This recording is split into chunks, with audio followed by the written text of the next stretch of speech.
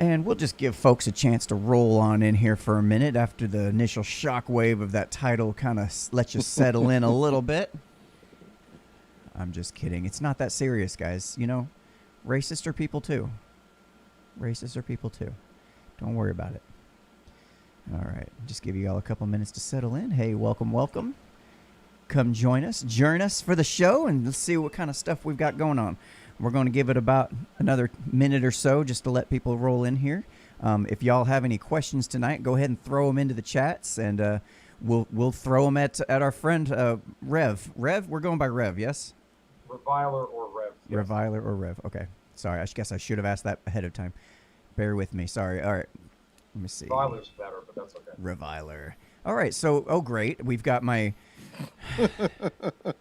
14-year-old brother and my 12-year-old sister watching tonight. Hey. This ought to be fun.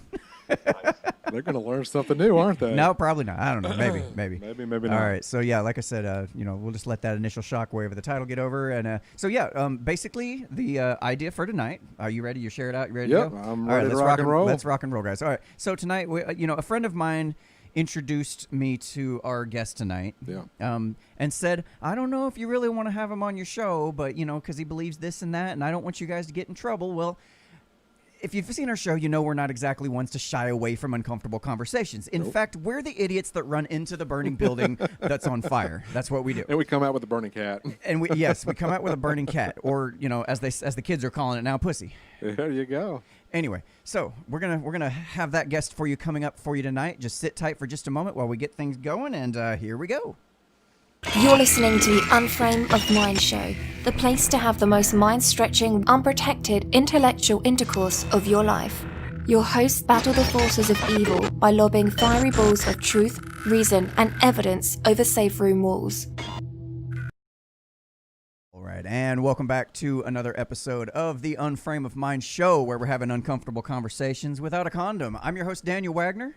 Sunburn, tan, Treywick. Sunburned tan Treywick, fresh off the lake. Yeah. You've been out fishing all day. Man, it's been nice. Given all the shit going on in the world right now, it was nice just to get away for the last 3 days and just get away from the shit. Oh, I understand. And I just completely enjoy understand. just some time at the lake, kind of decompress. Yeah. Just trying to utilize this time off that I've got before I go back to work, and it just kind of worked out. But Right. yeah, I understand. Oh, sorry. Go ahead. No, I haven't shied away from a lot of the stuff that's been going on. I'm well aware of what's going on. Right. So basically, what you're saying is you spent a great deal of time in the sun today, getting tanner to prepare for tonight's guest. That's right. And speaking of tonight's guest, we're gonna introduce our compatriot friend, a guy I just met. I don't know what to call you yet. We'll find out. We'll find out what to call you by the end of the show. His name goes by Reviler, or Rev for short. I'd like to welcome you to the show. Thank you both very much for having me, and to those who helped organize this. Alrighty, so we'll see what kind of stuff we can get into. See, the reason I was intrigued is because, as much as the media talks about it, you would think there is just Nazi, racist, white supremacists just hiding in every bush. If you go down aisle 5 in Kroger, there they are. You go down aisle 6, there's 3 of them there too. I mean, you would think they're everywhere, but here's the thing. I don't actually know anybody that's an out and out racist, or at least a self-proclaimed. You do now.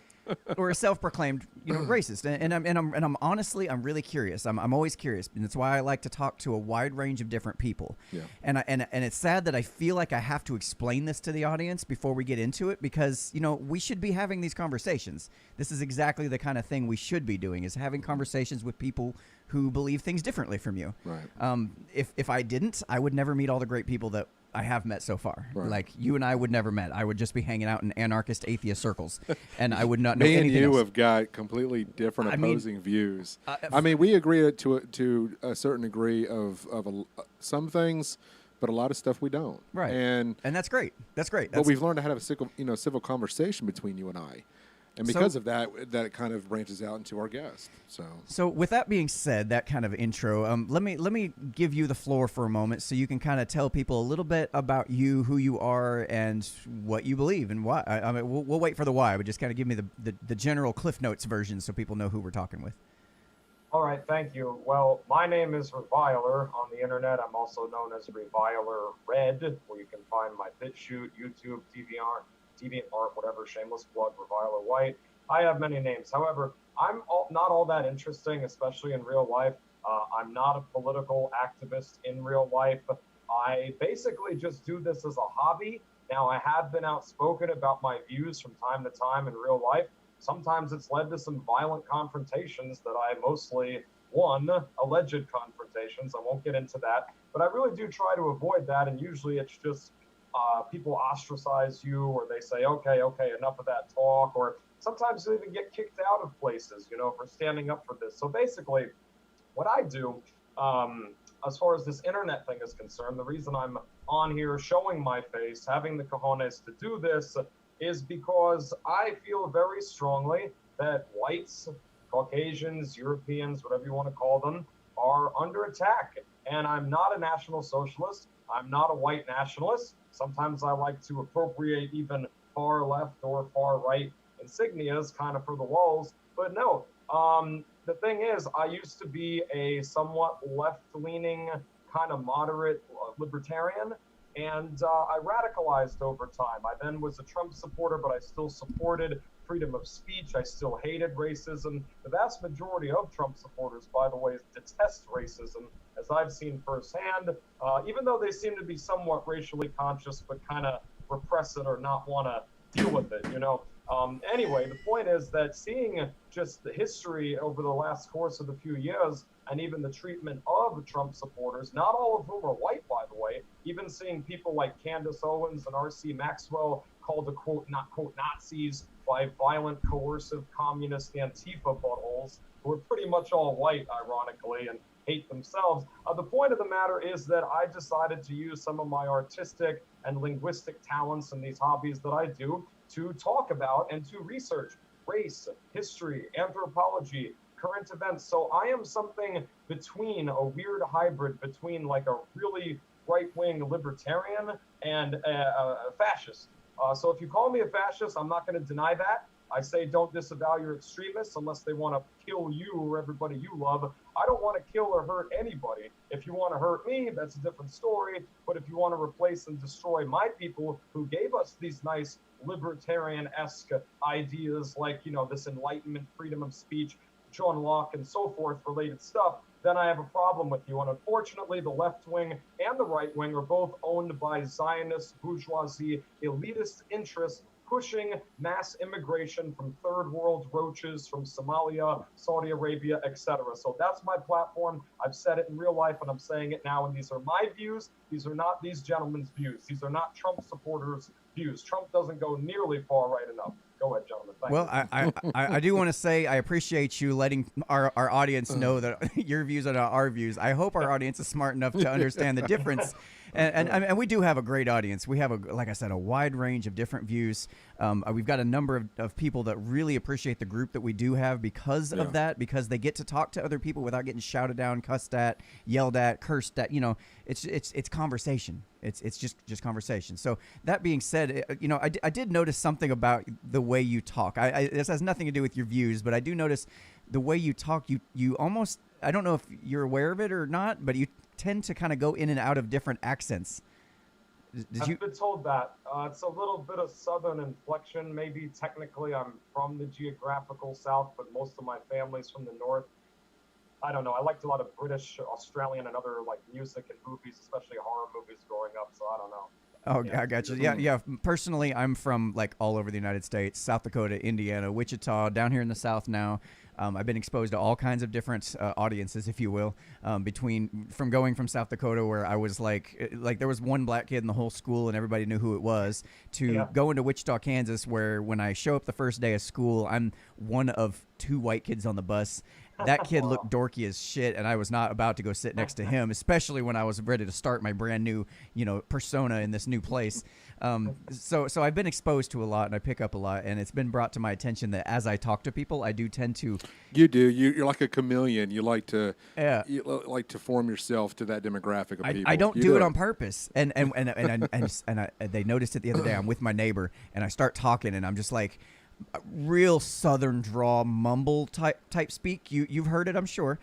Oh yes, dude. And then I hear myself played back on video. I'm like, oh my god, I do it bad. I didn't realize that. It's almost a little patronizing if you don't realize you're doing it. But so Do you have any questions to get started before we? No, let's just hop right on into just- this. And All right. So what I'm okay. I'm trying to get this idea. You've mentioned a bunch of vocabulary terms, and it makes it really difficult for people that aren't familiar with it to understand the difference. Because you say you're not a white nationalist. Correct. You wear the label racist proudly. Yes. You say you're pro-white. That's Yes. correct so far? Yes, sir. Okay. So I don't want to mischaracterize anything that Thank you. you've said You're so fine. far. I want to make sure I've got it correct.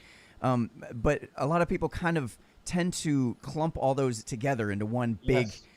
amorphous pool and just say all bad, and they even do it with Trump supporters and saying, Yep. oh, they're also in that pool. So in your mind, what's the difference? Like, explain what's the difference between a racist and maybe a white nationalist. Help me out. Help me understand. Yes, sir. So racism is a very, as you said, kind of nebulous or amorphous term. So look, when we think of racism, we think of lynchings, we think of bashings, we think of the most horrible things or whatever, possible. Now that is malignant racism. Whites have done that to blacks, blacks have done that to whites, certain kind of whites have even done it to each other, certain kinds of blacks, etc., right? So the thing of it is that racism can be as simple as simply acknowledging biology, like acknowledging that race is real. You'll see the leftists do this a lot, like the buttholes that are mostly Antifa buttholes that write for BuzzFeed and trash like this. It's nice to see them lay off so many employees, even pre-corona, even pre-riots. But anyway, they'll say that you guys that are not racist at all or Nazis or stupid stuff like this. But what's also ironic about them is they'll say that race is just a social construct. It doesn't matter, blah, blah, blah. But then as soon as somebody white, like the father who is an ex-cop and the son, the two white guys, McMichaels, I believe their name is. I have a video on it coming up. Shot that Ahmaud Arbery, the black jogger guy, the first thing they're going to say is white, blah, blah, blah, white, blah, blah, blah. Yet when a black individual is an a-hole and throws a white kid off a, third story floor of a mall like that one piece of shit that just so happened to be black did at that mall, whose name escapes me, you can look it up, they won't mention that. So racist can be anything from, yes, there are IQ differences, or yes, there are craniometric differences with us, or it can be this malignant, I hate you because you're this or that. I'm definitely the first one and a bit of the second one. So in other words, I acknowledge race realism, that kind of more harmless kind of racism that maybe even everybody, maybe even a lot of leftists acknowledge and they don't realize it. But I'm also a bit of the second one, that I do not like a lot of these groups in general. I don't hate them all. I've dated black individuals, Jewish individuals in the past. I still am actually friendly with very few of them in real life, and they know my views. So I don't hate all, but I do not want my people to be deposed when they're being they're basically being exterminated, with Zionist interests and treacherous politician scum like Angela Merkel and Justin Trudeau in their own native European lands or in Canada or what have you. So sorry for the long answer. Oh no, absolutely. That's what we're looking for. The longer answer we give you, the longer rope we have to hang yourself. You know what I'm saying? So, Jason from Facebook, he asked, so what are your views on defending white folks when they're being grouped together as racist? My views, that's a great question, Jason from Facebook. My views are that you should not disavow your extremists again. So unless sorry, this is making me tear up something. What do you mean by that? Don't disavow your extremist. What do you mean by that? Okay, well here's a good example, right? Okay. So Charlottesville, you're all familiar with Charlottesville from a few years ago, right? Oh yeah, very familiar. Okay.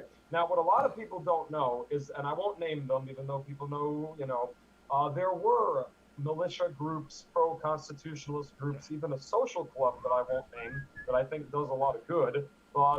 They tend to wear black and yellow-colored Fred Perrys. What people don't know is that a lot of them did not attend that event because they did not want to be linked to, quote, white nationalism, and they're not white nationalist groups, but some of them did. So the point of that is that afterwards, no matter what, not only did everybody who attended that event get completely compiled in this evil, racist, Nazi kind of compendium, but even a lot of the civic nationalists, or I would argue white people in general, started being demonized even more, although they were already being demonized before. So to answer his question succinctly, you band together when you have to, like the Rhodesians banded together and maybe would suffer one casualty, but take out 100 or 200, sub-Saharan Africans that were throwing rocks and trying to kill them, until our own people gave up on Rhodesia, which many of you and the young people have never heard of, which was a white country in modern day Zimbabwe, which, by the way, after they left, the GDP fell to shite. The literacy rates, more rapes, more starvations, but whites are evil, right? Yeah. Okay, so wow, that's a lot to unpack. Yeah, there's a lot to unpack, and what's funny is I find myself agreeing with a lot of what you're saying, because and it's stuff that we talk about all the time. Yeah. In terms of we've got these different a lot of people want to pretend like the IQ differences aren't a thing. They want to pretend like different groups and different cultural groups don't bring different things to the table or have different beliefs that drive their decisions or their reactions to things. They want to act like I just there's so much in what you're saying that kind of matches up with what we already believe. I wouldn't say I'm a racist. I'm still trying to get a grasp on that. And correct me if I'm wrong, but to me it feels like you're using that term as a way to kind of be edgy and get people to go, oh, this guy. I mean, I could be completely wrong. I don't want to sound like you haven't put any thought into it, because I don't imagine somebody would just want to take on the term racist lightly. Well, unless they understand that even if they, like, I've seen footage of what these asshole looters who are primarily black are doing, even on Twitter, especially on Telegram, which a lot of us are on, who have been censored elsewhere on Gab or whatever. And I'd encourage people, even if they're not racists or whatever, and they don't like the disgusting totalitarian left, to get on these platforms, BitChute, whatever. Anyway, to answer your question, yes, I've thought about it. And part of it's a shock tactic, like the great George Lincoln Rockwell did back in his heyday. He was a veteran, by the way, and one of the most patriotic people ever, until he saw, oh, his country is being destroyed. But anyway, let me ask you a question. May I call you Daniel? You can call me Daniel. I prefer you call me Daniel. You better fucking call me Daniel or else. The bearded one. Sounds like a fascist. I'm just kidding. Yeah. No, but it's biblical and about like neo-Nazi Germany era. It's yeah.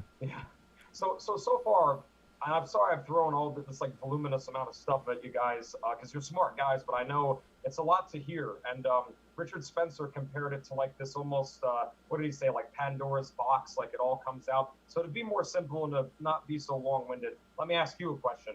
What in what I've said so far to you and your partner, or even anybody in the audience, that you do agree with, what do you disagree with of what I've said? I don't necessarily disagree. Oh, okay. Dia says call Daniel loser. That's classy, Dia. Real fucking classy. Dia's anyway. A fascist. I'm just kidding. Dia She totally is. She has a stalker club against her. But go ahead. Well, I don't really see anything I'm like totally against what you say, but except maybe the term itself. I would say you're a race realist. That's in my book perfectly okay. It's just acknowledging the scientific facts that people do have. There are different IQ differences between different groups of people. It doesn't mean we should judge individuals according to group, qualities or group, statistics and things. Treat individuals as individuals. But so far, the only thing I would agree with you, I think, so far is the fact that you call yourself a racist. I think the term just doesn't quite make sense. It doesn't quite fit into the puzzle box, so to speak, to me. Well, okay, let me give you something to disagree with. And I'm going to be very careful, because even though you guys have told me even prior to the show, look, we're not going to censor you, which I do appreciate. You're one of the few groups of people with the cojones to do that, because I've even had Nazis censor me for how extreme I am, apparently, which is like, wow. But I'll try to phrase this as delicately as I can, just because of the YouTube, Facebook rules and stuff. I do not consider people like Robert Bowers, Brenton Tarrant, Dylan Roof. So we're talking about guys that did synagogue shootings, mosque shootings. I do not consider them to be necessarily all bad people. And I don't think it's good even to disavow them, even for the mainstream. Because if any of us, whether you have these beliefs or not, were hopeless enough and backed into a corner, that could have been any of us. And when you look at all the violence that white girls getting raped by these pieces of feces of primarily sub-Saharan African or Middle Eastern origin, and how these small hats, let's just say that, not all, but these small hats, right, that own our Federal Reserve and all that stuff, import them when they get a big Western wall, right, in Israel, then I don't see how you can decry them. It's almost a biblical kind of vengeance, like Nahum 1:2, for I am a jealous and vengeful God, even though I'm not a Christian. So there you go. Disagree or agree with that. I mean that, by the way. It almost seems like you are just basically sticking up for the white population, so to speak, being a voice, for that demographic, whereas it almost kind of seems like black people initially have, that they have the people that stand up for them. The in-group preference. Right. And Yes. anytime it seems like a white person, Asians, definitely very in-group. right, it just seems like anytime a white person stands up and says something, they're shut down with racism. They shouldn't, take a back seat. So I guess my question to you is, do you think that's kind of what you're doing, is you're advocating for white people to have a voice in situations of what we're currently going through right now with all the rioting and I guess the behavior towards the police? And that's kind of where I'm going with this question. Do you feel like you're just that voice for white people to say, hey, we've had enough of what's been going on here recently?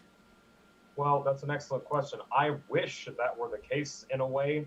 So what I mean by that is, look, I'm a voice for my own individual egoistic views first and foremost. They just so happen to correspond with a group collective that I belong to. So if I were black or I were Indian or something, maybe I would have, if I perceive my people being abused or replaced in their own land that they conquered or originated from, maybe I'd do the same. But to answer your question, I actually have a serious problem with a lot of whites. So I don't like how cucked the white race is. I don't like how pathetic this once great, proud, and sometimes brutal and sometimes sadistic, but who wasn't to secure, happy pleasantries for the subsequent generations, right? So listen, I do identify with white nationalists on a lot of things, and I'll say that. I don't care. I will say that. But they're very traditionally obsessed, these people, the vast majority of them, okay? So, like marriage, Christianity, monogamy, all this kind of stuff, a lot of this is ingrained into white nationalism, believe it or not. I am not a Christian, even though I wear the cross just because I like gold. I was honest. That was blowing. I was very curious about that. My bad. I'll keep it short. I mean, I'm a representative towards, I guess, my people. If you ask me who or what my people are, first and foremost, it's biology, okay? And then secondly, it's ideas. And I think with a lot of the civic nationalists like you guys and the Trump people, whether they're black or white or mixed or, even somebody like that guy Enrique, who I won't name. Yeah, not a civic nationalist. Sorry. Oh, okay. I actually want to know what you are. Anthony, perhaps, but I'm definitely more anarchist. Okay. Oh, interesting. Okay, yeah. Okay. We could talk about that for a bit. Well, I do want to grab this. Sorry to interrupt you. I know these are great. These are great answers so far. I don't see a whole lot of issue with what you're saying. There's a stuff in there that seems like you said, it's in there for shock value, but beyond that, it's a lot of stuff I'm hearing a lot of people saying already, mostly on Anyway, what I want to say is there's a question by Tyrone from YouTube. He asks, just out of curiosity, let's say you take a genealogical DNA test, and in this instance your result come back with considerable traces of African ancestry. How would you react? Oh, and by the way, Tyrone does say he is an African and he's black. Oh, I think I know who that guy is. That's fine. Tyrone or Tyron. I don't know. I don't really know the guy, but I've seen him. Anyway, okay. So to answer his question, I mean, nothing in my views would change. Actually, I might have some sub-Saharan DNA in me right now because I'm half Sicilian. Now, I mostly have Berber DNA in me, which that's not the same as black, even though it's North African.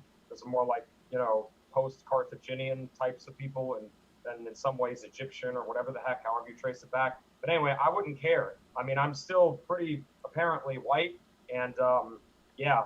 So could I really quickly just say that my people, no, it's not all white people. No, you can't really quickly say that. He's messing with you. I'm just messing with you. Go ahead. He's just fucking with you. I don't know. I don't mean to ramble. It's hard to get, Oh, listen. If you're rambling, I'll interrupt you. I got no problem with that. So you just go on ahead and, as long as what you're saying is, go ahead. No, I can be very succinct with this point of contention. So if somebody asks me, like, what are your people? If you ask a white nationalist or a national socialist or a, quote, Nazi or whatever the heck, a neo-Nazi, which is largely a dumb slur by leftists, they'll tell you, oh, white people, period, but no, really, what their thing is traditional white people. Okay, my thing is not even traditional white people. My thing is that I'm for my people as far as white people that do not want to be destroyed, do not want to be replaced, and would allow me or wish me well, even in my own society with my own kind of individualistic, maybe semi-degenerate, semi-hedonistic values, because whatever they are, they don't hurt the race or the folk as a whole, okay? So that's why I say I'm like a cross between a classical liberalist or like a cultural libertarian and a fascist, because I recognize that without blood, without blut und Ehre, you wouldn't have this like, oh, a nice freedom of speech and the right to, bear arms or this and that kind of stuff. That comes from the blood. All right. So that's what I'm trying to say. It's not all blood. It's ideas too. But man, the blood trumps the ideas. When you mention the word "my people" in reference to being replaced, what exactly, when you say being replaced, what are we replacing here is, I guess, my question.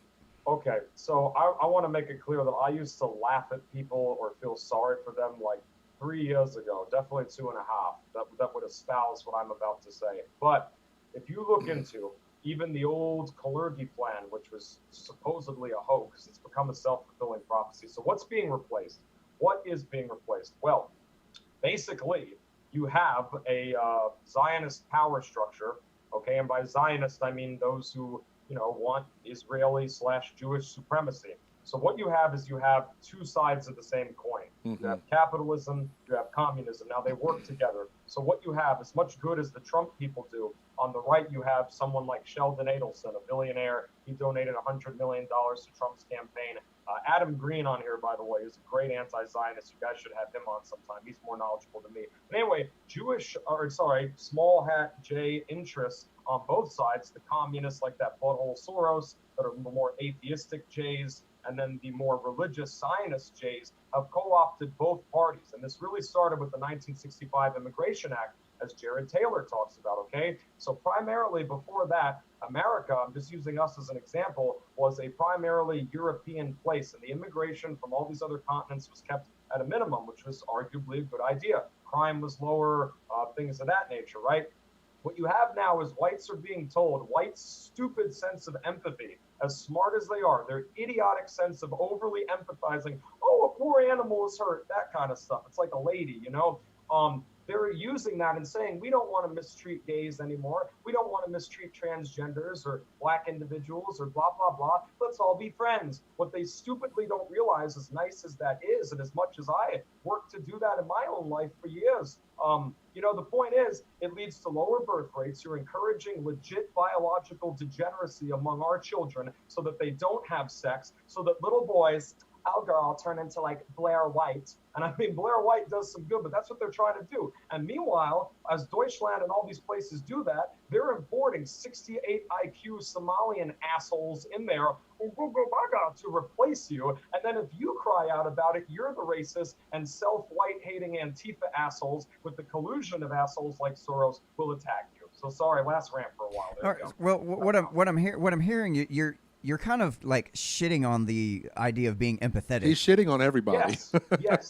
The idea of being empathetic, you're kind of shitting on it. I kind of feel like that's a highly valuable quality of white people.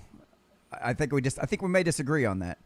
Not now. I think it was. I think towards the right people. And I'm not saying just go out there and lynch everybody black. That's not what I mean. Like this is 1901 Alabama or something, Well, I mean, self-effacing and just self-defeating and just, being so down on yourself that, you don't stand up for your own culture. Right. Basically, whites have become soft. But I guess the reason I'm bringing up the empathy angle here is because something that I think you might be missing is when you're talking about these sub 68 IQ assholes, is what I think you referred to them as. They mostly are. Not all, but they mostly are. Here's the thing though. They don't have the IQ enough to understand what they're being used as pawns in. Okay? Yes. I do have some empathy for that. I do understand that they have a certain reaction to the propaganda they're shown. They have a certain reaction to just simple these subliminal messages we get thrown at us, fire hose in the face with, even on the daily. They don't have the ability for long-term decision making and long-term critical thinking that down that tunnel of time. You know what I'm saying? So they do tend to act emotionally in the moment. That's why I think that's why you tend to see those types of people that are more into dancing and in tune with their body and the way they feel, their emotions, which is a great thing. Yes, it's being taken advantage of. Are they assholes for that? I don't think so. No. I don't think so. I don't blame them. Just as I don't blame people coming in from Mexico, to try to make a better life for themselves. I don't blame them. I blame the policies, the power structure, the state for coming in and saying, "Hey guys, we know you're not smart enough to know what we're doing, but we're going to give you some free goodies. We're going to go ahead and just leave this bowl of candy out on the front porch for you guys, and they're going to come grab it." I got some empathy for that, and that's a great thing. And I think that the empathy comes with the higher IQ. I think that that's all kind of part of the package.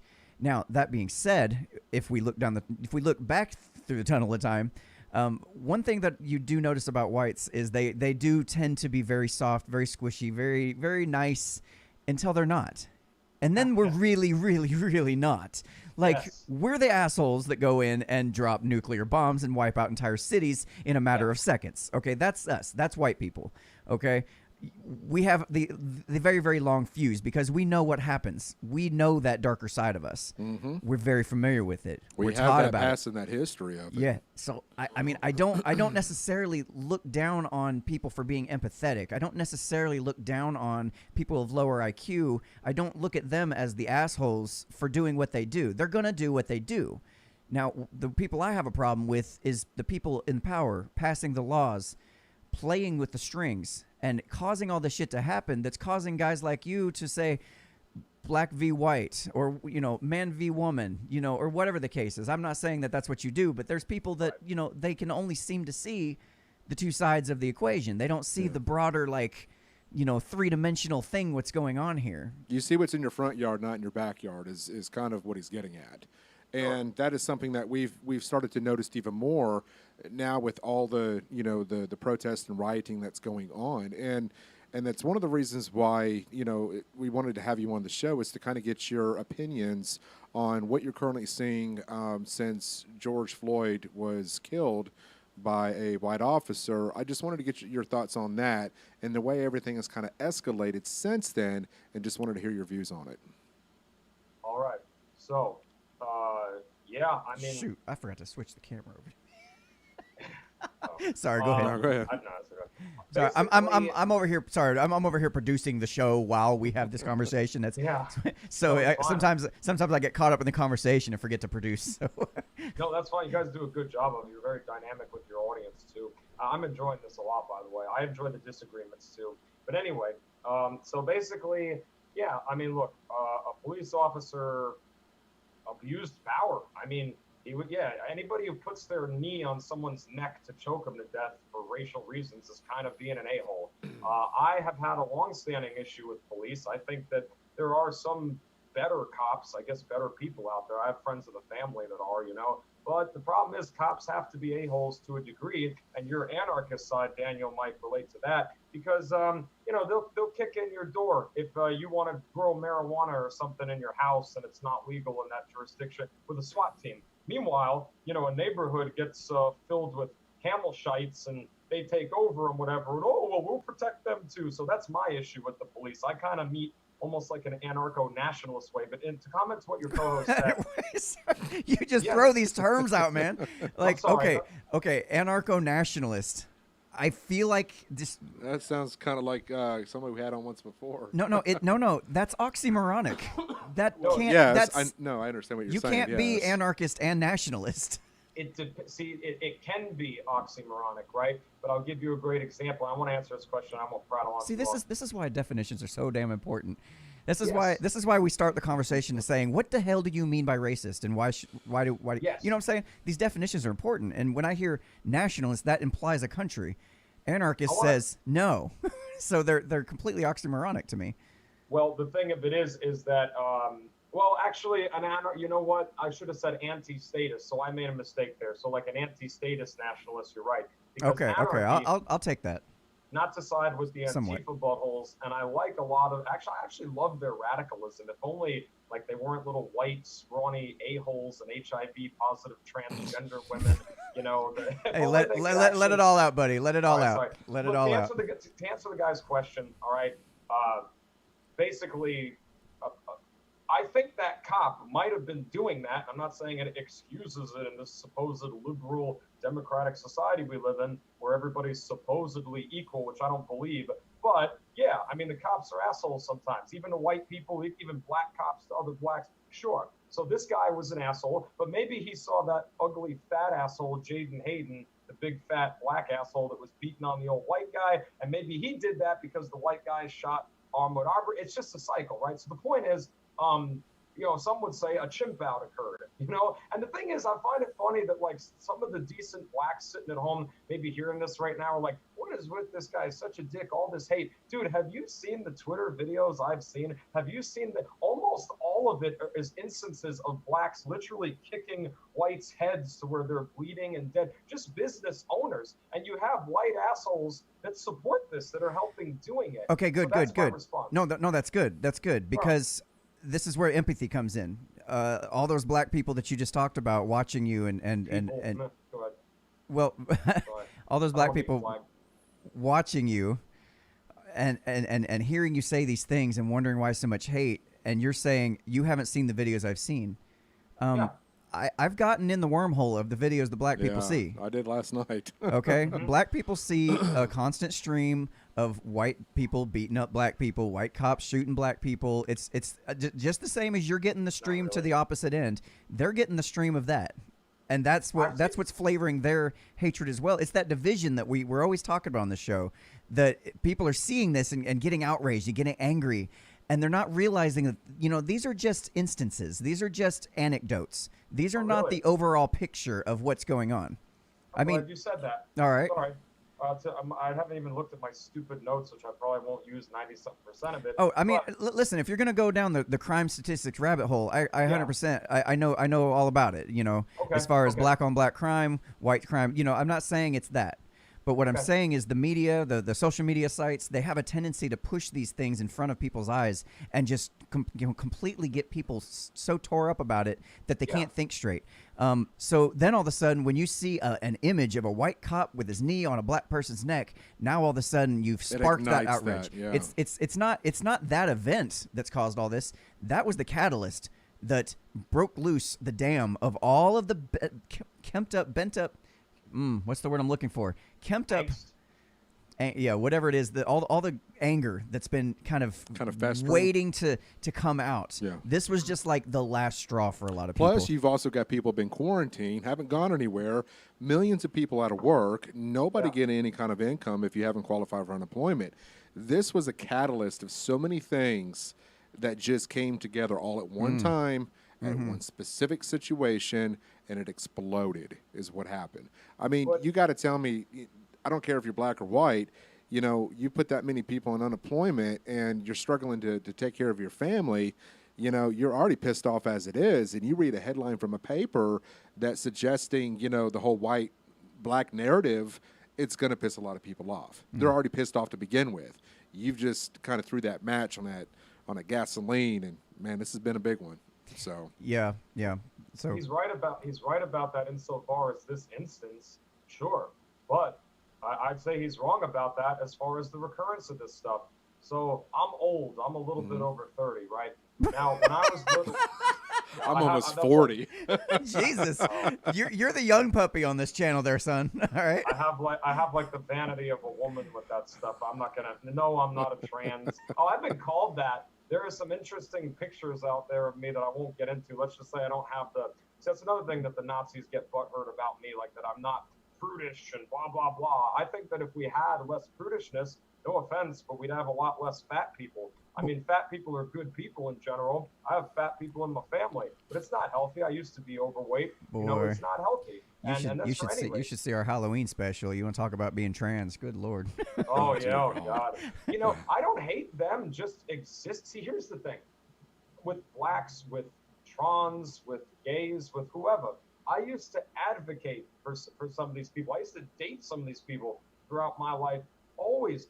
And the thing was, I still to this day don't hate every last individual in this. The problem is, in the scope of a war, it don't matter if you're a Union soldier and you have some friends or there are some good Confederates, whatever. It don't matter. We're going to be, musketing each other when it comes down to it, and that's how I look at it. But anyway, real quick, sir, your co-host. So, what about when in the '90s when I was little and I watched that asshole O.J. Simpson get off with murder? Yes, there have been white guys that have been assholes that have murdered their wives too.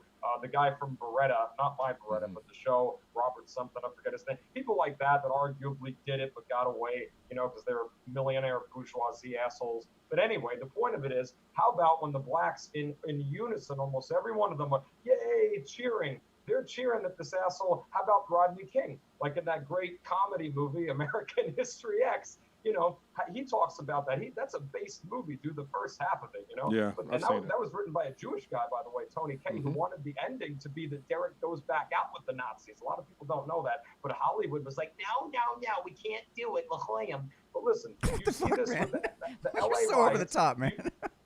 Oh, I'll stop. No, go ahead. You're fine. You're fine. If you're nothing else, you're definitely amusing. Oh yes, thanks. I am very emphatic with what I say, and I guess effervescent to some degree. So let me respond to what he was just saying. Yeah. No, I understand what you're saying. This is something that's been going on back and forth for decades. The point I was trying to make is that we have a current situation with this pandemic, COVID-19, which is another story on itself. When you have so many people of different ethnic backgrounds that are not working or unemployed and staying at home, and you're tired of seeing your kids for 5 days a week because they're not going to school, and and all this other stuff, you start to get anxious, frustrated. You're not able to go out and do things that you normally could do. And then all of a sudden you have a situation like we just had with George Floyd that happened. And you have all these millions of Americans that just got this pent-up frustration already built up inside of them. The media knows this. They know that we've already got the fear in us with the COVID-19. Now they want to take that match and throw it on the gasoline that's just sitting there. And when they did that, it blew up. That's just my point of view on this. I'm not. It's not to say that what happened to George was wrong. It's just we're feeding into the emotions of those people that are already heightened. Rephrase that. You mean it's not to say that what happened to George wasn't wrong? Right. Sorry, I don't know what I said. My bad. That's what I meant. He was a violent I think felon, Rev by is the turning way. you into a racist. No. Anthony, what the hell? So, but He that's was a violent felon, by the way. A lot of people won't talk about that, but go ahead. He was Kang's asshole. It doesn't matter to me. I don't give a shit if you're a felon or not. It's not Right. worth taking a human life, and that's just kind of where I'm at on that, regardless of skin color. But what I do have a problem with is with our media that feed the fuel to this fire, and they constantly do it back and forth, through decades of what we've seen in the media. And what I have the most issue with is that there's not enough people, regardless of skin color, that don't turn off the television and think for themselves. When you start doing that, you get away from all the narratives. You get away from the white cop. Well, key word, take out white, take out black. Anytime you read anything, take out color, because then you start to see people, and that's the division that's been going on. So, I'm just in one of those situations to where, yes, I do agree that it's been going back and forth for decades. But this time, I think this was more media-driven than ever before. I mean, that's just kind of where I'm at with it. I agree with that. But look, let me just ask you guys something, okay? So, all right, because I'm interested in y'all especially. So, what would you both consider yourselves politically? And are you both Trump voters? And do you think that voting... that there's a political way to solve or at least mitigate this problem? Those are my questions to both you gentlemen. I lean towards more libertarian, conservative, Christian, and yes, I have voted for Trump, and I plan on voting for Trump in 2020. Okay. So, Daniel? And I would be an anarchist as far as political leanings. I used to be more conservative, but that all was just completely shattered for me a few years back. It's just once you kind of see the underworkings of everything, it's like, whoa, hold on a minute. Tell me about that. Let me finish answering your question. I'm not going to vote at all. I think actually, I feel like voting is actually being complicit in a crime, because if you believe taxation is theft, and you are voting for which politician is going to get to steal my money, you are complicit in that crime.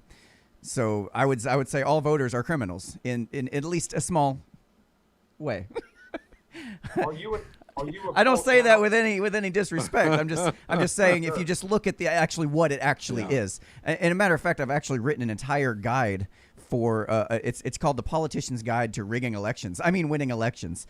And I go through a bunch of different examples of how politicians rig the vote anyway. So even if you do vote, even if you do believe that the vote you have is going to have any impact, those guys have such a tight control over it to the point that you don't have a choice. You feel like you have a choice, and as long as you feel like you have a choice, you won't riot. But people are starting to wake up. Yes, and so this is why, again, disavowing extremists is just legitimately a dumb idea. Again, unless they hate you or your family or want to kill you, then sure. There are some people that espouse the same ideas that I do in some ways, and then different ones that hate me, that I hate, that I wouldn't mind them going in a meat grinder with the looter black assholes or the Antifa assholes in a giant human-sized meat grinder blender in Minecraft. We're not advocating that. Nobody do anything illegal. These are my views, not anybody else's. But I'm just saying, why? I guess the Christianity, well, whatever. We don't have to talk about that, but we can. That keeps a lot of people in line. This religion stuff. And it's just kind of like, once you take that out of the equation, this is interesting, Daniel. You might like this, by the way. I'm also a nihilist. I'm an existential, epistemological, and ethical nihilist, meaning I reject absolutes. I haven't read enough Nietzsche or Kierkegaard to tell you much more. But yes, I cannot say for sure that there's an absolute or that there's not. However, as a subjective moral agent, I have my values, and I'm tired of seeing white people like my family that were good to me, that were overall very left-wing. People always had black friends, gay friends, whatever, being told they're evil, they're Nazis. Some of us get pushed so far to the extreme that we become the extreme. And maybe that's what the Antifa assholes and the Zionist assholes want, but good, it doesn't matter. Sorry, I'm gonna have to jump in and interrupt here. I'm having a hard time focusing after you said something about you don't believe in absolutes, and I was just kind of curious. Sure, let's talk about nihilism, yes. Do you believe there's no such thing as absolutes? I believe there's no such thing as absolutes, but it would contradict nihilism to say that there are absolutely no absolutes. So yes, I do not believe. So you're okay. I just want to make sure you're aware of your own contradiction there. Just okay. Just want to make sure you're aware. Because I believe there are not, but there could be, or there could be both. Like a contradiction could somehow be real, but in our natural world, it doesn't seem that way. So no, I believe. There's not. Yeah. Okay, so wow, there's so much going on here. This is so it's I know, and you're keeping me on my toes, and I love it because you're just like bam, bam, bam, bam, bam, and I'm curious about your mind. Why? Sure, pick it. I don't care. Let me. Well, of course I'm picking it. That's the whole point of this. I'm just because it seems like you're almost, what's the word I'm looking for? Like it never shuts off. Like it's always going. And it's going I imagine what's going on in your head is even faster what's coming out of your lips. And I'm having a hard time keeping out. How do you deal with that?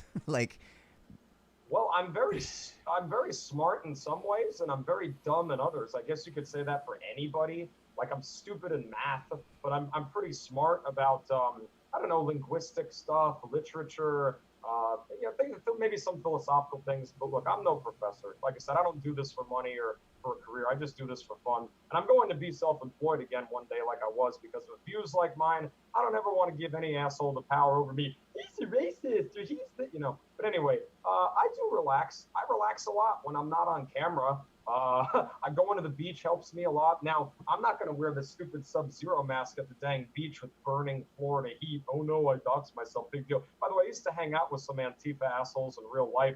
And I said, words like N, IGA, and stuff, even in front of them, even just to be edgy when I was a Trump tard, no offense. And, they're so big, bad, and tough. Nah. And they still haven't knocked at my door. I think most of them got evicted or probably committed suicide because they're degenerate nothings. But anyway, no, man. So, I turn my brain off sometimes. I'll watch a movie. I'll even watch black comedy stuff once in a while. Not usually, but I like some old Chris Rock stuff. But even that asshole now has joked about killing white kids. So yeah, I relax.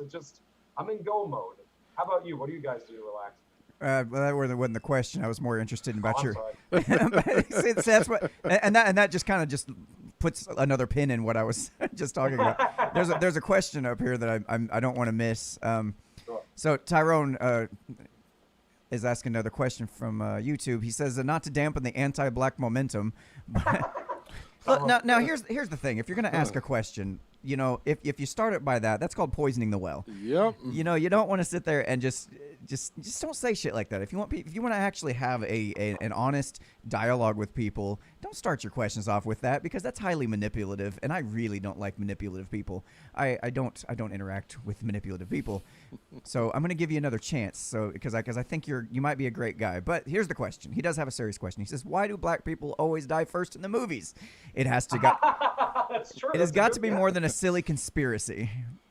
They did. I've often kind of wondered that myself, but go ahead. Well, I always thought it was the ditzy white woman that always trips and falls, you know. Oh, that's Well, there's true, that too. Yeah, I think we all can agree to that. I don't know, but Yeah. even if that's the case, let's say that's the case, that there are actually racists making these movies where black people die first. Aren't the movies made by people in Hollywood who tend to be the most left-leaning individuals you've ever met in your life? Yep. It's not like Yeah. it's not like movies are shot here in the South. They do have a where chance to- everybody thinks the racist training grounds are, where we just like have this facility we're all shipped off to be trained to be little miniature racist, and then we make movies where black people die. Like, you got to think about these things before you say them. You got to you got to take it one step at a time and go on down the little rabbit hole and figure out what you're actually saying here. Because what you're saying is, okay, black people are the first ones dying in the movies. Therefore, the people that make the movies are racist. Next step is, okay, so who makes the movies? Are Yes. those people, do I feel like those people are racist? In which case, you really don't have a point anymore. Well, yeah, I don't know why they do it, Tyrone. I don't know. I mean, hey, ask the Jewish Hollywood producers from the '90s why they'd have black individuals die first. All right, you know? so I knew Tyrone was a good guy. He said, "Oh, okay, I apologize. Won't happen again." Look, listen, that you know, I don't mean to ride into you or nothing like that. You just happen to be the example that popped up at the time. But we do like to have conversations with people that we disagree with, because Me too. Yeah. the only way I ever made it out of my liberal bubble when I was a teenager, the only way I made it out of my conservative bubble in my 20s, was because I interacted and talked with people I disagreed with. Now, that doesn't mean that I'm going to talk to you today, Rev, and I'm going to be like, get off here and be like, Anthony, guess what? I'm joining the KKK, bro. I'm officially a racist now. No, I'm not. You know, that's just not how this works. I'm talking to either, you but yeah. because I want to get a little more understanding about where you're coming from. I want to get a little more. I do tend to take the empathetic angle here, and I try to understand. Okay, look, I don't think these guys are racist or even white nationalists. I'm not saying they're. I'm trying to say this in such a way that it doesn't. It almost seems as if he's standing up for his race and calling out the bullshit where it needs to be called out. Thank That you. bottom Wow. line. I mean, just Based. no fancy words, no weird language, just seeing it for what it is. You're standing Well, up for your race and you're calling out bullshit all across all demographics, and that's pretty much kind of what it seems to me. Let me show you. Thank you, sir. Let me show you, gentlemen, 3 books that I think every person or supposed person should read, no matter what. Okay, I think even if you want to force them to read this in school, they need to do it. This is the first one. All right, my Nazbols are like that. Hold it up again. The Communist Manifesto. Karl Marx, Manifesto. Frederick Engels. Yeah, for our Yeah. podcast listening audience, he's showing the Communist Manifesto. Right, and also this one, and I know this is an edgy one, Mein Kampf by Uncle A, Adolf Hitler. That's a big one. Mm-hmm, that is a big one. 700 pages. And this one, It's a big. You know, it is ironic. It's a big black one. Yeah, the Mannheim Interesting. thing. He had a thing for that. Mein Kampf is a big black one. Book, You know, book, those guys, book, guys. Get your mind out of the gutter. Yeah. The fascists have an excellent fashion sense. You know, I think that's the one reason why sometimes, like, effeminate or closet homosexual people, which I've been accused of, by the way, which is not true, even though I'm very flamboyant in some ways. Like I said, I've gotten a lot of trash on both sides. But anyway, I know I fuck women, so thanks. Sorry for the obscenity. Anyway, this is a good one too. Now, this is The Court of the Red Tsar by Montefiore. I could also supplement Stalin was an asshole. Stalin's autobiography in here, but everybody should read Stalin, Hitler, the Communist Manifesto, and maybe I would add Proudhon, the father of anarchism to that, just to get all the extreme ideologies. What do you guys think of that? I would like to add on Atlas Shrugged, as well as Yes. Nietzsche, or not Nietzsche. Oh, yeah. Not Oh, Nietzsche. yeah. No, not Nietzsche. That's not what I was thinking. Solzhenitsyn, Gulag Archipelago. That's a good one. That's a huge one. That's like Melmoth the Wanderer length, man. Yeah, and 1984. Let's throw 1984 on there for funsies. Nartical Nalwal. Oh, this is fun. Nice soy beard bro. Nice high-pitched voice bro. Under Really? 6 foot bro. Aw, I sheep. am under 6 feet. No wonder you like BBC. I think, Anthony, you're the only one on the stream right now that's over 6 foot tall. Yeah, that's very That's okay. accurate. Sorry, Great. guys. So Great ad- is it ad true? hominem, dummy. Let's squash the rumors now. Is it true you like BBC? I assume he's talking about the British broadcasting. I love the British Broadcasting Channel. As far as I've never been with a black male. I've been with black females. Now you're just assuming. Now you're just assuming. You know, he's clearly talking about the British broadcasting. Dude, people can insult me or whatever the heck, and I understand I'm insulting people. It's very hard to get me mad.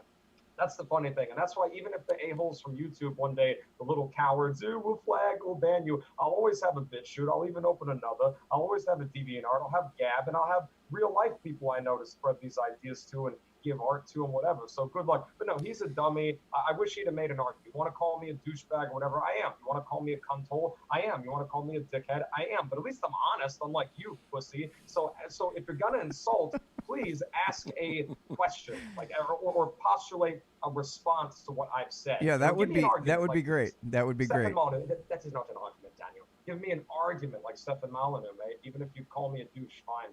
Go ahead. Okay, so Top Dog from YouTube, he wants to know: have you what are some personal accomplishments in your life? I think it was Top Dog that asked earlier, are you employed? I think that I've seen that question as well. It's interesting because they make a lot of assumptions about you. I don't know you.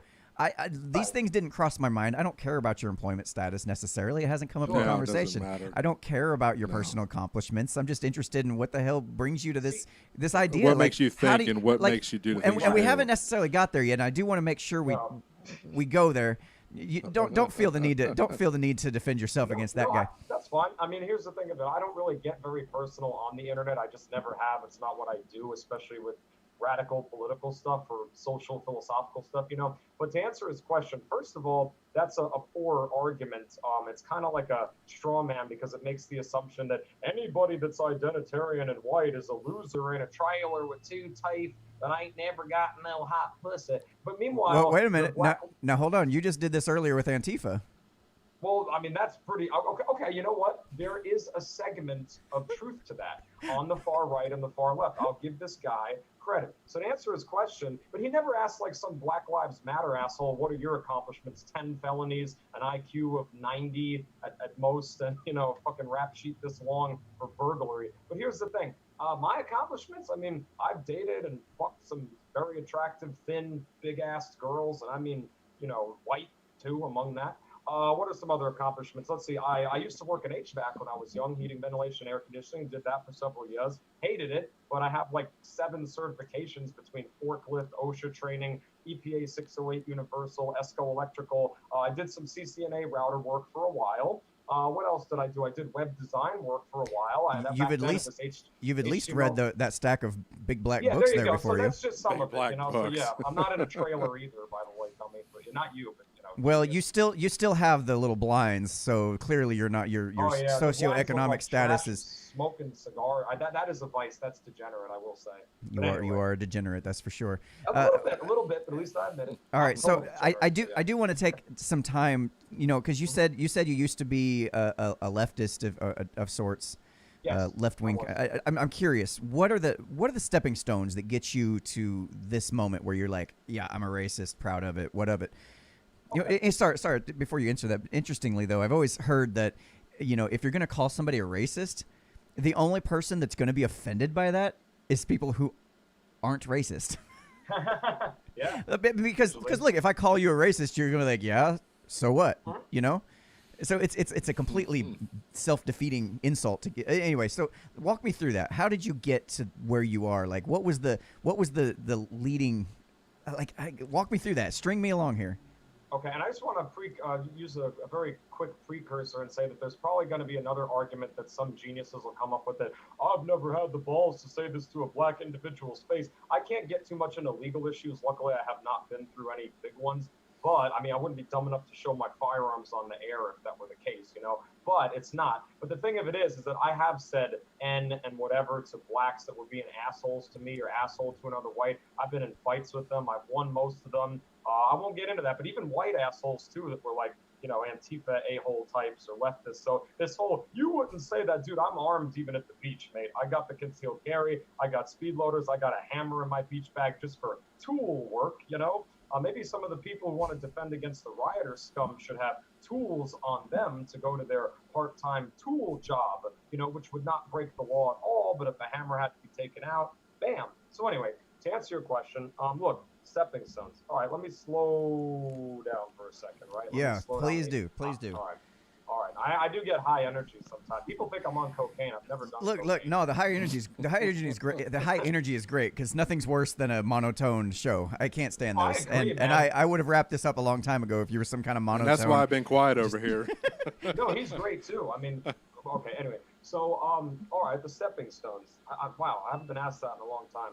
I think Dia asked me that though. But yeah, anyway, but Dia doesn't matter, so I want to hear. You know, No, we matter. We matter. Dia lives matter. Cat lives matter. No, anyway, I don't think she likes cats anyway. Latina lives. All right. Latina lives. Yeah. I'm not going to comment on. Well, look, man. All right. Back on track. Back on track. All right, back on track. Okay. So, growing up, I was not a political person. My family were not political people. And by the way, my family finds my views abhorrent. All my extended family, I don't talk about this with them. Okay.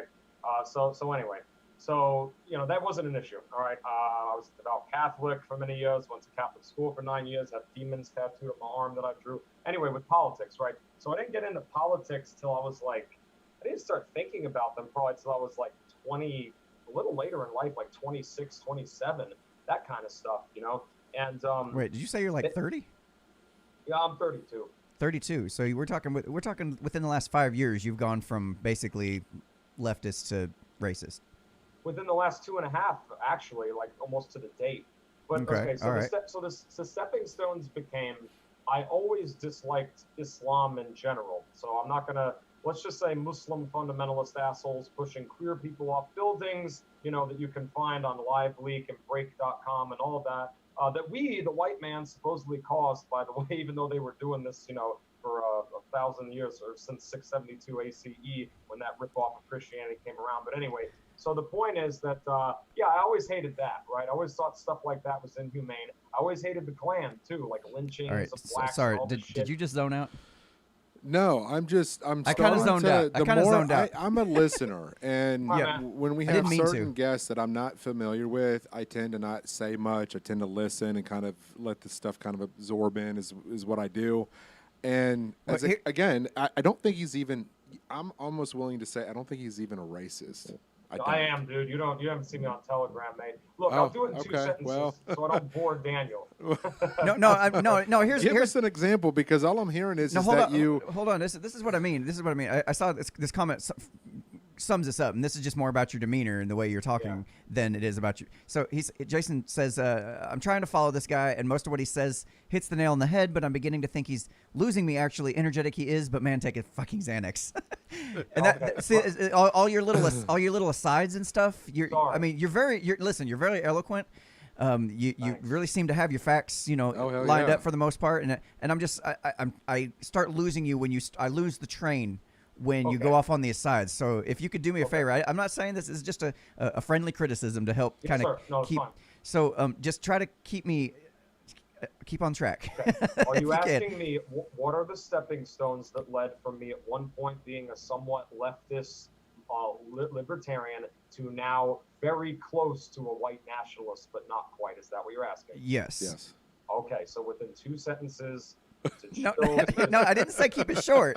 No, I'm saying that for me. No, it's good critique that you gave. Yeah, me, just man. keep it on the tracks for a minute. So look. It started with the whole Trump, the whole Obama thing, a little bit towards the end of Obama, and I started seeing how the left was behaving, and then it started with the whole finding out about libertarianism, and not just Ron Paul, but all these other guys, right? And then it led to Trump and seeing how Trump supporters in general were being treated, finally, the last sentence, I used to advocate largely for the LGBTQ plus community, and I, including straight people and some ex-girlfriends involved in that. And what happened was, over time, people that were extremely far left, which is 90-something% of the LGBT thing, like even that drag queen person against Drag Queen Story Hour that you guys had on said, Hagatha. okay? Kitty Damore. Kitty Damore. Yes. Right. They started telling me that I was racist, that I was a Nazi, not just for being white, but also for pointing out how inhumane, maybe not all of Islam, but a whole lot of Islam is towards women, gays, etc. It led to a snowball effect, and I started listening to white nationalist stuff, who I hated those guys at first, just as people right now hate me. That's how it happened. I started investigating. I started getting pushed away by ex-girlfriends, by family members, by people just telling me how evil and racist I was, even for liking Trump. So that's what happened. All right. Well, so there's a couple things I got here. There's somebody in the comments. I just lost it again. Oh, Top Dog from YouTube says, since Trump became president. Now, that's interesting because that shows me, Top Dog, you weren't actually paying attention. So do yourself a favor, rewind it, and notice where the actual story began.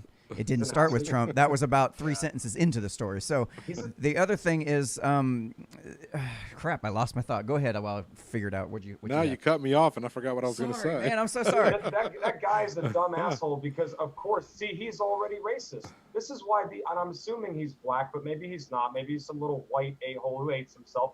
Already, dude, they're racially charged. He says, "Oh, Trump did that. That why he racist." That's probably what he's saying to himself. No, asshole. I even had black Trump supporter friends in real life, you fucking sub-IQ retard. I'm saying at that time, I even was friends with a transgender black woman that liked Trump, that she was getting called a Nazi. So because we liked Trump, even though we were not racist, and the majority of Trump people are not racist, that alienation and me being perceived as a racist from assholes like you that are too pussy to come on here and show your face, by the way, led to me actually becoming a racist. I'm gonna have to stop you there. Listen, leave the audience insulting to us, okay? Sorry. Yeah. They're like our little sisters and brothers. Nobody talks shit about our audience except us, okay? Yeah. All right, sorry. We gotta have some fun too, damn it. All right. I remember my question. So here's what it was. You mentioned that part of the rabbit hole you were going down and the beliefs that you were starting to espouse was really pushing everybody else away from you. At what point? See, because when I'm trying to make a decision, I might consult with other people, and if enough people are telling me, yeah, you were kind of an asshole on that, I might tend to kind of, if I trust their views, you revisit what you did and said. Yeah, I might actually consider maybe I got something wrong along the way, right? Mm-hmm, yeah. So I guess my question is it possible that these people are ostracizing you, pushing you away because maybe you have something, maybe you've missed a step along the way? You think it's possible? Well, do you mean the people back when I was a non-racist and I would dare say anti-racist Trump supporter being called a racist, or do you mean now? Well, I guess I mean now, because at the end of your story you said, now that you've been reading a lot of this other material, a lot of your family really don't like your viewpoints, and is there something? Do you think there's something to that? I guess at what point do you look around you and say maybe I'm the one that's wrong here? I'm just curious if that's something that's even crossed your mind. Yeah, no, that's an astute observation. That's a good observation. Look, it's I don't really talk about my family because I'm close to my family. I love my family, man. Sure. They still love me. That's another thing that a lot of these Nazi guys, she's on Telegram especially, they don't have family, dude. And I'd say a lot of the Antifa guys probably don't. So I feel bad for them in that way. But to answer your question, maybe something is wrong with me, right? But maybe something's also wrong with society. Well, I'm sorry if I said something was wrong with you, I didn't mean that. What I meant was I meant was there maybe you got something wrong. Now I'm not saying you are wrong. I don't know. Okay. I'm just saying, is it possible that is might have missed something? Is that some kind of a do you ever use that as some kind of evidence or some kind of a signal that maybe you've misstepped somewhere and got something wrong. Yeah, I think about it from time to time. I thought about it a lot back in the day. I didn't want to have these views, man. It's a lot to bear, honestly, sometimes, you know? Yeah, that's. I mean, not saying my views are like being a racist in America, but being an anarchist and being an atheist really does pose its own challenges. So I can empathize with you on that. Yeah, I'm an atheist too, by the way. I'm one of the only like far right atheists, and by the way, and nihilists. At least it's open. I'm very left wing in some ways, by the way, like drugs and stuff like that. What would be? Yeah, I guess what would be a left wing view of yours then? Okay, well, I think being an atheist, sadly, that's something that should not be a political thing, but Shouldn't be. Is now. Yeah, atheists. I think it was about 70% in the studies show that are atheist. 70% of atheists in studies have shown that they are on the left. Good Lord, if I can get a sentence out, that would be great. Yeah, I think it was like 70% me too. of atheists are also leftist or consider themselves on the left. So I'm one of the few 30% that's more on the right. I would say. I would think it'd be like 95%, but maybe that poll knows better than me. Yeah, but, it might be just where you come. I do have a question for you. Do you believe in this whole white privilege? Yes. You do. Explain. Yes, sir. Okay, explain as to why. White privilege is granted by nature. White privilege says, nature says that only the strongest survive, like Darwinian. So the reason whites have white privilege, at least in some ways, maybe not in others, is that whites in general, along with, I believe it is Southeast Asians, those we would typically see as Asian, Koreans, people like that, have the highest IQs. Whites and Asians, those Asians, have the highest IQs, okay? Blacks have the lowest IQs. However, in general, and yeah, I know Neil deGrasse Tyson, he's a smart guy, I get it, but... We understand generalities. My audience is smart enough to understand generalities. Okay. Go ahead. Blacks have superior athletic ability. They usually have bigger rear ends and bigger penises. They also have different skulls than us, but that's not good or bad. That's just different, right? Just like those Asians tend to have smaller penises, be smaller people, right? Okay, so having said that, I'd argue every race, even Latino people, which there's so many of them, all these races combined, now they almost are a race. We all have things we're good at, things we're bad at, okay? Whites were really good at exploring, settling new lands, colonizing, even each other, like the Romans, all that stuff, right? So I would argue we have white privilege in modern society in Western/white countries. At least we did. In some ways, we still do, except there are so many of us now that empathy thing, the fuse is broken. But yeah, that's why we have white privilege. That's why not broken, just long. I'm trying, man. It's yeah. It is. I mean, I think you might see some value in viewing the fuse on white people as being very long, not necessarily broken. Do you guys think there's white people put up with a lot of shit, man. They put up with a lot of shit. Anyway, do you guys think there's white privilege? No, I don't.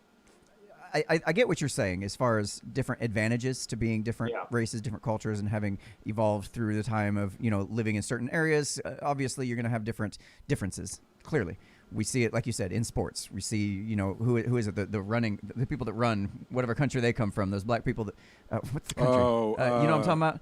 Where they Kenya, I think. Kenya. Yeah, the Kenyan runners are like a thing. That's like these guys are like breaking world records and shit. But as far as see, I have a problem with the term privilege, and I'm actually literally just thinking this, so bear with me as I work through it. But the idea of privilege kind of implies that somebody is giving you that privilege, like you have to have permission. Privilege isn't something that just is. It's like you have to get it from somebody or from something, right? Yes. It almost feels like the wrong term to use. Like we have my kids, they get privileges that are granted to them by me, right? Mm-hmm. Being white is not one of those privileges that you can grant somebody. They just are. They are born that way. I would say privilege is the wrong word. So by that particular view, I would say no, there's no such thing as white privilege or any kind of privilege for that matter when it comes to race. No, I'm pretty much the same way. I don't believe in any privilege at all. I just, you hear so many people talk about, you use your white privilege to get this, to get that, to stand up for this, to stand up for that. Yeah. Yes, but then no. There's been too many situations to where white privilege didn't really matter. And then of course it's one of those things where it's an individual based thought process, whether you believe in that privilege or not. And I, for one, and Daniel as well, we don't believe in it. So, no, I just kind of wanted to get your thoughts on that and just kind of see where you stood.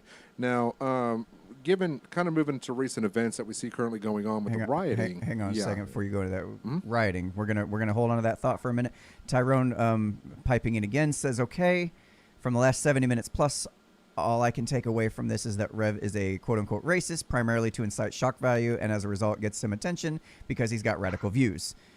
I'll let you answer that. I mean, Tyrone, I believe that this stuff that I'm saying, man, like I said, I just never said I hated everybody. I think that's one, and I'm not saying all white nationalists hate everybody, because a lot of them do, but there are some good people in it. But listen, man, I recognize patterns, okay? So if, like, in and of themselves, black, sub-Saharan Africans, or Jays, sorry, with the hats, whoever, I don't hate them for existing. Sorry, help me out. Sorry, Jays. What I keep seeing that pop up. What does that mean? You have to be careful, and any platform like YouTube or Facebook with ugly asshole Zuckerberg, the billionaire, who's also a J, talking about them. So Jewish, okay? Jewish, yeah. Oh, Jays, got it. Okay, sorry. So, I've just never seen it or heard it. Small hats like the kippah. Or gotcha. We have see, in my mind, you kept pointing at your red hat when you said that. So when you said Jays, when you said Jays, I was thinking like Jay and Silent Bob, Jay. Okay, so I'm sorry. You have to sometimes spell things out to Daniel. Yes, you do. All right, so you were saying about the riots. Yeah, go ahead. Sorry. No, I just wanted to ask you about the riots. We're seeing a lot of it coming out now that there's a lot of white people that are starting the fires. There's difference between protesting and then, of course, riots. We know this. Kind of give us your thoughts on what we're learning now, where we're seeing a lot of white individuals, starting a lot of these fires, starting a lot of the vandalism and what. Sorry, I'm in the comments while you're asking your question. We got Top Dog is a racist. I've got 100% proof Top Dog in YouTube is a racist. He says, You're asking two white guys if white privilege exists. The irony. Care to fill in? Exactly. Would you care to fill in Top Dog as to why Top Dog is a racist now? I'm lost here. What are you getting at? You're talking about apparently his comment. I understand he's asking his two white guys. Yeah. If we believe in white privilege. Right. But you don't consider yourself a white guy. No, I'm Italian. Yeah. I mean, I've got like tan feet to prove that. I'm darker than shit right now. I mean, proof right there. People see color and they automatically, and as a result, they end up saying stupid shit like that through assumptions that just prove that they're racist and don't even realize it. I've got black in my family, so yes, I'm half Italian and got a little bit of black in me. I mean, sorry, dude. You're not even a person of color. How do you make that? I'd like to know. Okay, sorry. I don't mean to get us off track here. Top Dog, please fill me in. How do you make the determination that my friend Anthony here is not a person of color? What does that mean to you? How do you define that exactly? Because as far as I can tell, a lot of countries have a really hard time defining what is black and what is white. Okay, do your research. Find out. It's really not as clear a line as we make it here in the United States. Most of what I am is Italian, so. So you were asking a question about writing.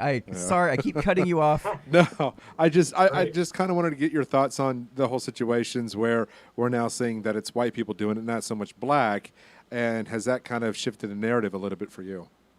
Because we're so used to seeing black people, the ones that are, or hearing the black people are the ones that are starting the riots and the fires and the vandalism and so forth.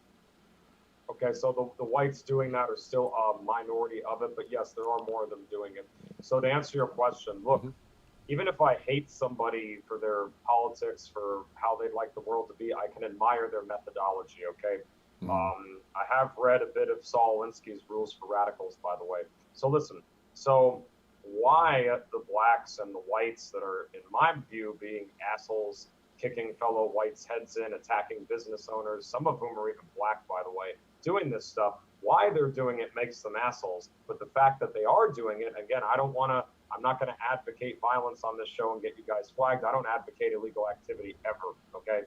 But that fervor, that passion, I think it's beautiful, man. All that chaos, all that pain, all that horror. I just want whites to get pushed enough, and I'm sorry they get abused, but maybe rapes and murders or whatever to happen, so whites finally get off their comfortable rear ends and get freaking, Opa was Sturmführer bei der SS on these assholes and take their lands back. That's what I want to happen. So you think that they're using that George Floyd's death and the protest by blacks as riding the coattails to make a statement? I found something I disagree with you on. You said, Okay. I think you said take their lands back. What does that mean? Take their lands back? Take the lands that they conquered back, and for our brethren in Europe, take back the lands which these disgusting pieces of shite. So you would say taking someone's land over by conquering it entitles it. It's now your land, right? Yes, might makes right. So you know what? If these assholes now can succeed and take it and just execute every last white, which they will, y'all, not you guys, but people out there may laugh. Good. You will either become orange, you will hate yourself and supplicate yourself to the Zionist anti-white agenda for the Nogs or whatever. I'm so sorry. For, or you will fight back and do like Nietzsche, your will to power. Might makes right. Even in nature, how species go extinct or thrive. Yeah, Tyrone says my boy Anthony is white if he claims he's Italian. You didn't say you were Right. Italian. You said you have black in your family, which makes you part black as well. Yeah. I mean, hell, if Elizabeth Warren can be 1024th Native American, then why can't you? I've got a lot more that, black in me than she does. that I also promise you that. then makes you a Yeah. person of color, doesn't Don't it? make me take my pants off, damn it. And there's an there's an interesting point that I seen pop across here a minute ago and somebody said because And I hate that I have to bring up what nationality I am. Yeah, I hate that. It doesn't make a shit It bit of doesn't difference. matter. There's a comment. They're talking about. I keep seeing the phrase "people of color" coming up, and somebody said, "I thought we were still calling them colored people." Like in my mind, yeah. If you're offended by colored people, why are you not also offended by people of color? I mean, rearranging the words a little bit and putting "of" in the middle of it doesn't suddenly make it unoffensive. Like that doesn't make any sense to me. Like this is the lunacy of the shit. It's like I don't think I disagree with you too, Rev, about some of your views. It's just like I can't get there. It's a bridge too far for me. But at the same token, it's like on the other end of the spectrum here, we've got people trying to pretend not to be racist when they're fucking racist as shit. I mean, you're passing laws that are specific to race and color. You're sitting there, you're saying some shit that's like what's that? What they say? The soft bigotry of low expectations. Talking about these poor black people can't afford. They can't get themselves a driver's license. They're too stupid to get a driver's license. So making it a requirement to vote that's just racist. No, that's the power structure trying to make it so that they can get easy votes manipulation in the next election. And in the meantime, they're twisting your shit around and making you come off as a complete racist. And I'm like, dude, you not even see this. It blows my mind. I mean, at least you have the balls to admit you're racist. Right. And look, I don't walk around in real life like, wearing a freaking swastika. I would not want to wear a swastika. I mean, I respect the swastika. I disagree with parts of it. And I don't mean the ancient Sanskrit, I mean, with the Third Reich stuff. But what I'm saying with that is like, look, I don't walk around in my life. I'm like, look, there's a blank. I keep my eyes out when I see them and I'm armed. I'm ready for them to do something way more than someone else is. Now, I will not do anything unless it's in self-defense, but I don't do that. I mean, I've been at the beach before and had black families even like be nice to me or compliment me. And at first it's like, okay, what are you doing coming towards me? And I've taught like this idea, but here's the thing. I am a racist because I don't want them as nice as that family or a few people or even Tyron or somebody like him, or maybe even some of Anthony's, distant relatives.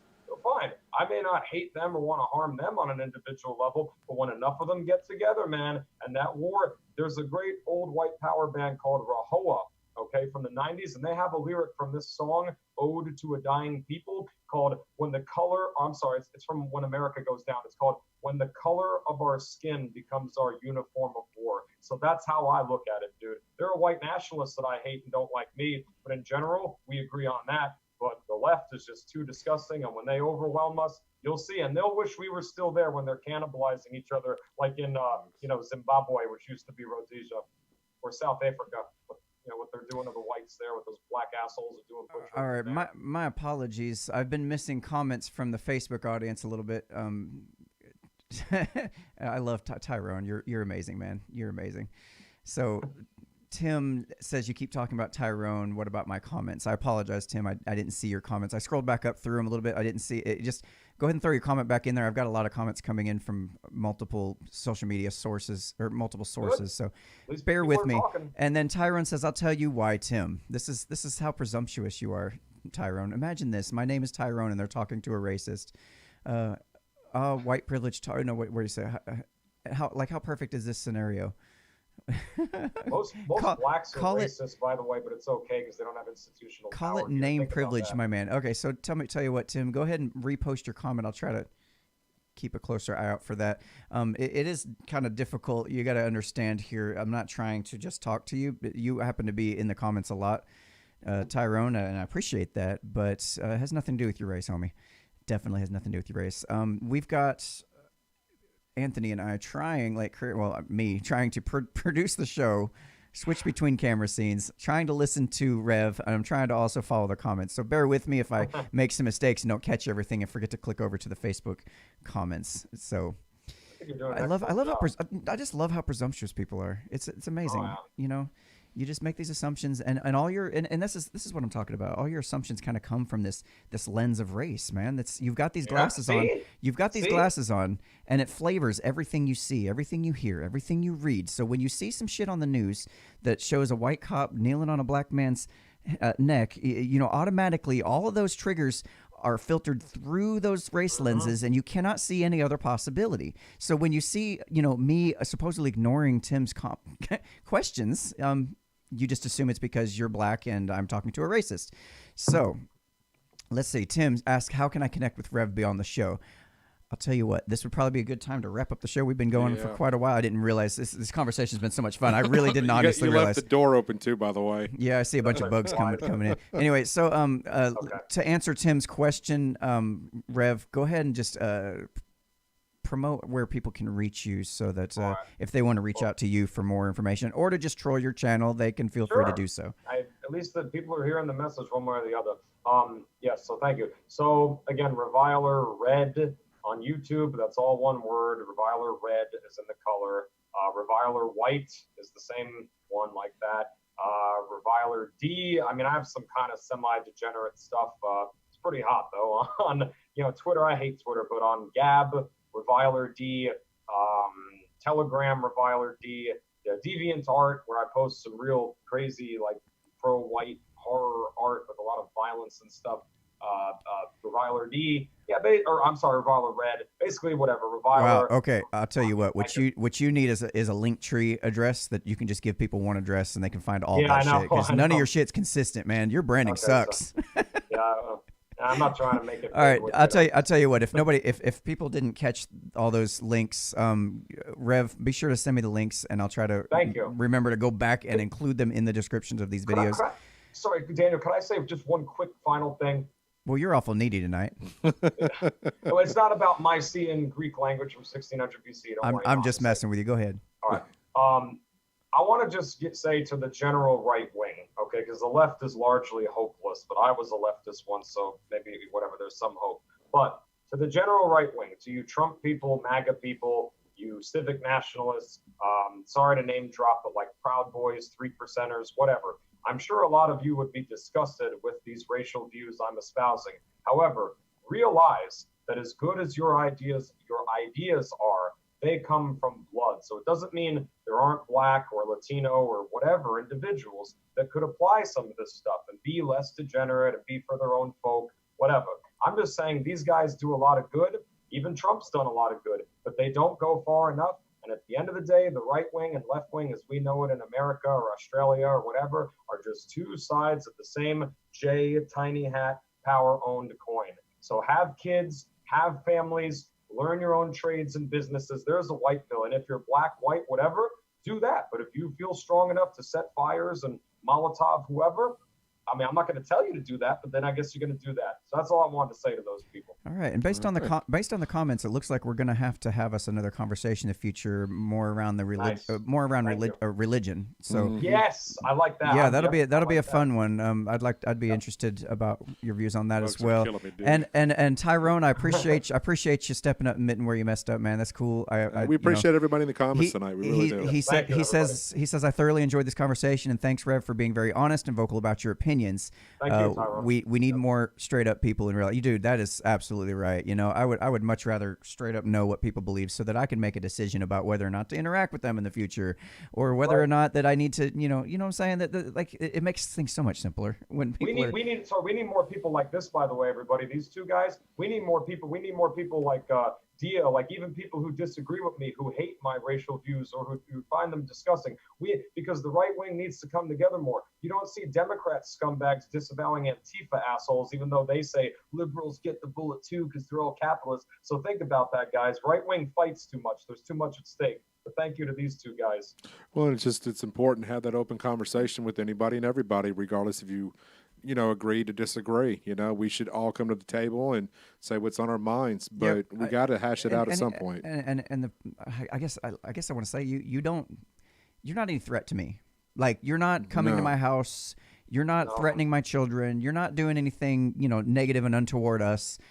Do I disagree with your views? Yeah, I disagree with your views, and that's okay. Sure. Are you a cool guy? I mean, I feel like you're okay. I don't know enough about you to make that determination, but you haven't treated me disrespectfully. You just have some untoward views. No big deal. People's ideas are not. I mean, they're dangerous. How do I explain this, man? This is a tough one. As long as you're not taking action and you're not going out like murdering black people. Or you know what I'm saying? You're not. Well, if I was, I wouldn't tell you, but I'm not planning to. So siege, everybody. You get what I mean? Again, you cross that bridge. Now you're really like, okay, this motherfucker right here. Like, well, I just can't. I will not tolerate with that bullshit. Right. But you have ideas. That's not hurting anybody. Sticks and stones may break my bones. Words will never hurt me. There's a reason. That's a phrase. There's a reason that's a phrase. I'll defend myself though, man, and I'm totally ready and willing to. But I'd rather not have to, but no, I mean, whatever. Like I said, have kids. There are two ways to do it. If you want to go the crazy violent route, fair enough. If you want to build kids and have a community and maybe even just separate from each other, because I think if black individuals and these others were given their own, like black nationalists want this, by the way, I can respect black nationalists. We wouldn't have all these problems. We had like the Native American reservations and they could police themselves kind of like them, but you can't do that in this tyrannical federal system. So there you go. Yeah. All right. Again, agree to disagree on that, but that's cool. Yeah. That's why we're here. So, listen. This has been fun. If y'all, want to, if you, anybody else in the audience has some views and they would like to come talk about them, we love talking to everybody. So, bring it on. This is kind of the Unframe of Mind ethos. We have an entire Facebook group where we have people, we have anywhere from left-wing progressive social justice warrior types all the way to straight up, self-proclaimed fascists in our group, Yep. And and it's not necessarily that we all get along. It's just that we respect each other's opinions. We discuss each other's opinions. Mm-hmm. So if you want to find that, it's the Unframed Minds on Facebook. Just make sure you answer the questions and shit. And you know what's great? You can disavow some of the stuff I say, guys, but I want a warning to a lot of the conservatives out there. And again, I like you guys out there who do a lot of stuff. But when you say, "Oh, mate, he's a Nazi," "Oh, mate, you're kicked out of our Civnet club," guess what? Like Gavin McInnes found, doesn't matter how much you disavow Nazis, girl, like Miss Blair White would say, because they coming for your ass next. They coming to the suburbs. That's right. You're the new Nazi. Oh, yeah. So keep disavowing people like me. Don't be like these guys and talk to me and have a discourse. You'll be the Nazi next, and you'll wish you to let people like me talk. So there you go. All right, so I'm gonna sign you off now, and we're gonna wrap up the show from there. So we've got another show. Of course, this was just kind of an impromptu show. We don't normally do Monday shows.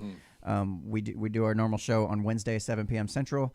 Is our normal weekly show. Yep. Sometimes we'll pop in with things like this that you never know what we're gonna kind of catch you off guard. Yeah. So stay. Go ahead and subscribe to our channel, share, like, subscribe, do all that good happy shit. You're supposed to do is good viewing audience, and we're gonna go have some dinner. We're excited about. Hungry. My daughter's been in there cooking dinner for us. So yeah. All right. What are you making? Hey, I've already signed you off. Nobody can see you. You're gone. All right, I'm sorry. All right, Rev. It was nice meeting you. All right, we're out. All right, have a good